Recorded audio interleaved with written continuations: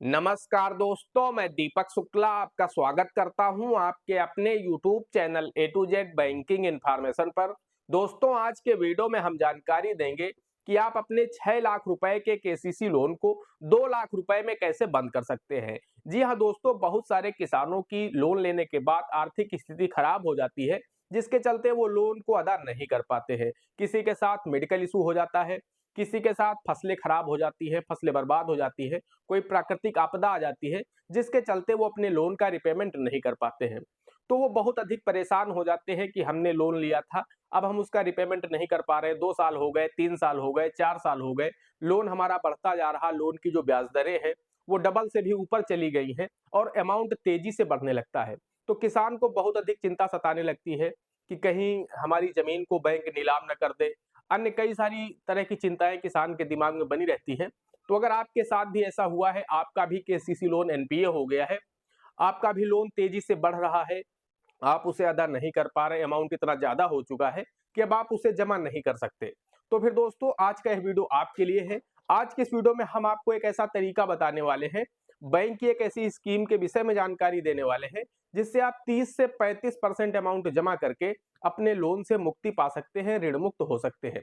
जी हाँ दोस्तों, अगर आपका 6 लाख रुपए का लोन है, तो आप सिर्फ 2 लाख रुपए जमा करके ही ऋण मुक्त हो सकते हैं। वहीं अगर आपका लोन 3 लाख रुपए का है, तो आप सिर्फ 1 लाख रुपए जमा करके ऋण मुक्त हो सकते हैं। वहीं अगर आपका लोन सिर्फ 1 लाख रुपए का है, तो आप 30 से 35 हज़ार रुपए जमा करके अपने लोन से ऋण मुक्त हो सकते हैं। दोस्तों, वीडियो बहुत ही इन्फॉर्मेटिव होने वाला है। इस वीडियो को अभी से एक लाइक कर दीजिए।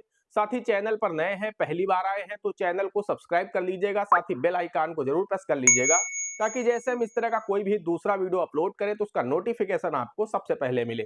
चलिए शुरू कर लेते हैं। दोस्तों, हम आपको एक उदाहरण के माध्यम से समझाते हैं ताकि बात आपकी समझ में अच्छी तरह से आ जाए और आप भी इस स्कीम का लाभ उठा पाएं। आप भी अपने 6 लाख रुपए के लोन को सिर्फ 2 लाख रुपए में जमा करके ऋण मुक्त हो जाएं, अपने लोन खाते से मुक्ति पा पाएं। तो दोस्तों, मान लीजिए कोई किसान था जिसने 2018 में केसीसी लोन लिया था 3 लाख रुपए का। दोस्तों, बहुत ही गंभीरता से इस बात को यहाँ पर आपको समझने की आवश्यकता है, ताकि आपकी बात अच्छी तरह से समझ में आ जाए। अगर आप एक भी पॉइंट को मिस करेंगे, वीडियो को स्किप करेंगे, तो आपकी समझ में नहीं आएगा। मान लीजिए किसी किसान ने 2018 में 3 लाख रुपए का केसीसी लोन लिया था। उसके बाद उसकी आर्थिक स्थिति खराब हो गई। वो पैसे का रिपेमेंट नहीं कर पाया।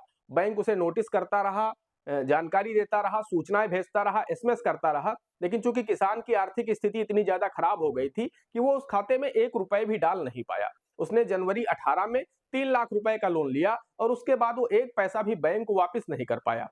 इसके बाद हुआ क्या कि 2020 में, यानी 3 वर्ष बाद, पूरा 18 निकल गया, पूरा 19 निकल गया, पूरा 20 हो गया। जब 3 वर्ष पूरे हो गए तो बैंक ने केसीसी खाते को एनपीए कर दिया। मैंने इस पर भी एक प्रॉपर वीडियो बनाया है कि आपका केसीसी लोन एनपीए कब और कैसे होता है। अगर नहीं देखा है तो जरूर देखिएगा, बहुत ही पॉपुलर वीडियो है हमारा। आपको अच्छी तरह से समझ में आ जाएगा और आप अपने केसीसी खाते को एनपीए होने से पहले ही रोक पाएंगे, पूरा पैसा बिना जमा किए ही। तो दोस्तों, जब 2020 में आपका केसीसी खाता एनपीए हो गया, उस दशा में आप खाते की जो ब्याज दर 7% वार्षिक थी, वो बढ़कर के 12.5-13% वार्षिक हो गई। ऐसे में आपका जो अमाउंट है वो तेजी के साथ बढ़ने लगा। अगर हम उस समय 2020 में टोटल अमाउंट की बात करें तो 3 लाख रुपया आपने निकाला था।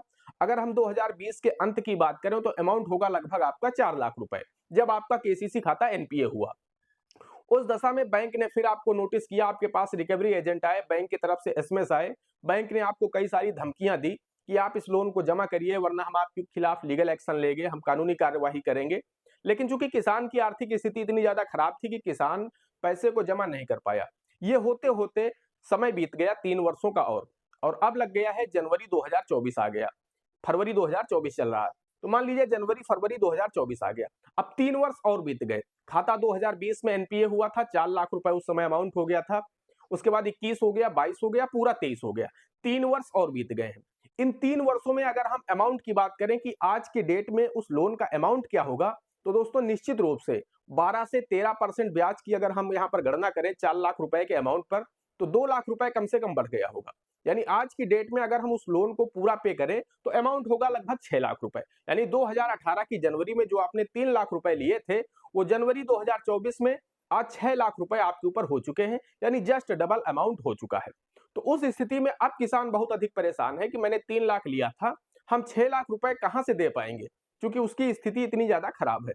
बैंक लगातार दबाव बना रहा, प्रेशर बना रहा है, तो उस स्थिति में किसान के पास एक मौका होता है, किसान के पास बैंकों की एक स्कीम होती है, जिसके माध्यम से वो सिर्फ 2 लाख रुपए उस लोन खाते में जमा करके अपने ऋण से मुक्ति पा सकता है। उसका लोन खाता बंद हो जाएगा, उसकी जो ज़मीन है वो बंधक मुक्त हो जाएगी, यानी चार्ज फ्री हो जाएगी। तो ऐसे में अब किसान को क्या करना है, उसका क्या प्रोसेस है, वो मैं आपको बता देता हूँ। क्योंकि आज की डेट में किसान के ऊपर जो मौजूदा बकाया राशि है वो 6 लाख रुपए की है। ऐसे में वो क्या करे कि उसका सिर्फ 2 लाख रुपए में लोन खत्म हो जाए। तो दोस्तों हम आपको बताना चाहते हैं, जब आप बैंक जाएँगे, बैंकों में एक सेटलमेंट स्कीम होती है। आपको चाहे लोक अदालत से नोटिस आए, आप वहां भी जा सकते हैं। अगर आपका केसीसी खाता एनपीए है, तो आपको लोक अदालत से भी नोटिस आया होगा कि आप लोक अदालत में आ जाइए और समझौता कर लीजिए। या फिर बैंक ने भी आपसे सेटलमेंट की पेशकश की होगी, बैंक के अधिकारी आए होंगे या रिकवरी एजेंट आया होगा, वो आपसे बोल रहा होगा कि आप बैंक आ जाइए, कुछ पैसा दे करके लोन का सेटलमेंट कर लीजिए।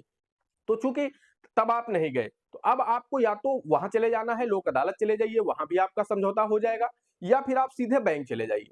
वहां पर जो भी शाखा प्रबंधक हो उनके पास जाइए, आप अपनी आर्थिक स्थिति बताइए कि हमारी आर्थिक स्थिति बहुत ज्यादा खराब है, हम इस लोन की अदायगी तो करना चाहते हैं, परंतु मेरे पास पैसा इतना नहीं है कि हम इस लोन को अदा कर पाए।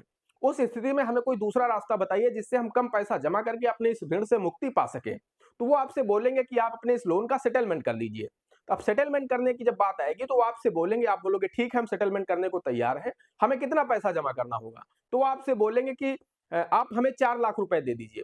2020 में जब आपका लोन पे ब्याज लगना बंद हुआ था, उस समय आपके लोन खाते का अमाउंट था 4 लाख रुपए, और 4 लाख रुपए पर ही आपका लोन अमाउंट रुका हुआ है। उसके बाद जो ब्याज लग रहा है, जो 2 लाख रुपए एक्स्ट्रा ब्याज हो गया है इन 3 सालों का, वो अभी इसमें कैलकुलेट होकर के ऐड नहीं हुआ है। तो वो ब्याज हम आपका छोड़ देंगे, वो जो ऐड होना है 2 लाख रुपए, वो हम ऐड नहीं करेंगे।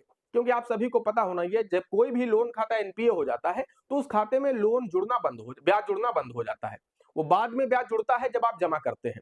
लेकिन जब तक खाता एनपीए रहेगा, जब तक वो स्टैंडर्ड की कैटेगरी में नहीं जाएगा अकाउंट, तब तक उसमें ब्याज नहीं जुड़ता है। ब्याज लगा करता है, कैलकुलेट होता रहता है, लेकिन आपका जो अमाउंट होता है उसमें ऐड नहीं होता है। तो वो 2 लाख रुपए आपको छोड़ने को तैयार हो जाएंगे कि 3 साल का हम ब्याज छोड़ देंगे आपका, आप 4 लाख रुपए जमा कर देंगे।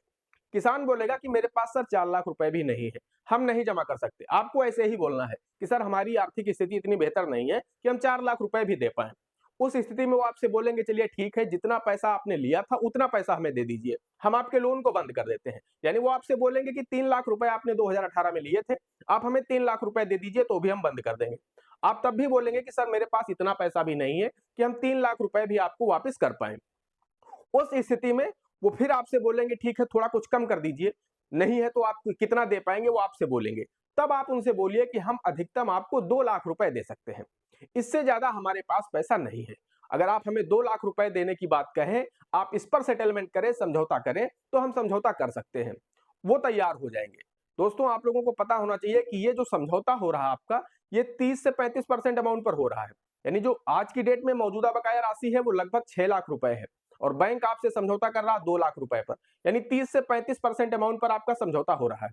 और बैंकों में होता है, ऐसा नहीं मैं आपको फर्जी बता रहा हूँ। आप बैंक जाइए, करके देखिए, आप बार्गेनिंग करेंगे, निश्चित रूप से आपका समझौता हो जाएगा 2 लाख रुपए में। क्योंकि उन्हें पावर होती है, जो आउटस्टैंडिंग बैलेंस होता है, आउटस्टैंडिंग बैलेंस यानी जो 4 लाख रुपए आपका दिखा रहा है 2020 से, उसका 50% अमाउंट पर वो समझौता कर सकते हैं। हो सकता है वो अपने क्षेत्रीय कार्यालय से बात करें, अपने जोनल ऑफिस से बात करें, लेकिन उन्हें पावर होती है, वो वहां से आदेश ले लेंगे, वहां से उनसे परमिशन लेकर के वो समझौता कर सकते हैं। आप एक बार जाइए तो और करके देखिए, आपका 50% अमाउंट पर समझौता हो जाएगा, जो भी आउटस्टैंडिंग बैलेंस होगा। तो वहां पर वो आपसे तैयार हो जाएंगे, चलिए ठीक है आप 2 लाख रुपए दे दीजिए और इस लोन खाते में वो हम बंद कर देते हैं। तो उस स्थिति में आपको सेम डे, उसी दिन, जितने अमाउंट पर भी आपका समझौता हुआ है, उसका 10% अमाउंट आपको टोकन मनी के रूप में पैसा जमा करना होगा। यानी 2 लाख में आपका समझौता हुआ है, तो 20,000 रुपए आपको तुरंत अपने उस लोन खाते में जमा करना होगा। बचा हुआ 1,80,000 रुपए, उसके लिए आपको 3 महीने का समय दिया जाएगा। 90 दिन के अंदर आपको पूरा पैसा 1,80,000 जमा कर देना है। उसके साथ ही आपका लोन खाता बंद हो जाएगा और आपको नो ड्यूज दे दिया जाएगा, आपकी जमीन बंधक मुक्त हो जाएगी। तो दोस्तों इस तरह से आप 6 लाख रुपए को लोन को सिर्फ 2 लाख रुपए में जमा करके अपने लोन खाते से मुक्ति पा सकते हैं, अपने ऋण से मुक्ति पा सकते हैं और चिंता मुक्त हो सकते हैं। लेकिन दोस्तों ध्यान रहे, जब आप लोन का सेटलमेंट करेंगे तो इसका बुरा असर आपकी सिबिल पर पड़ेगा। भविष्य में अगर आपको लोन लेना है तो आपको दिक्कत हो सकती है। तो इसलिए लोन का सेटलमेंट करने से पहले इस चीज को जरूर ध्यान में रखें कि आपको आगे लोन तो नहीं लेना है। अगर आपको आगे लोन लेना है तो आपको इसी बैंक से मिल सकता है जिस बैंक में आपने सेटलमेंट किया है। अन्य किसी भी बैंक में आप लोन लेने जाएंगे तो वहां पर आपको दिक्कत हो सकती है। दोस्तों आशा करते हैं जानकारी पसंद आई होगी। अगर जानकारी पसंद आई हो तो प्लीज वीडियो को एक लाइक करिएगा। साथ ही चैनल पर नए हैं, पहली बार आए हैं तो चैनल को सब्सक्राइब करके बेल आइकन को प्रेस कर लीजिएगा, ताकि जैसे हम इस तरह का कोई भी दूसरा वीडियो अपलोड करें तो उसका नोटिफिकेशन आपको सबसे पहले मिले। दोस्तों आज के वीडियो में इतना ही, मिलते हैं अगले वीडियो में किसी अगले इंटरेस्टिंग टॉपिक के साथ। तब तक के लिए जय हिंद, जय भारत।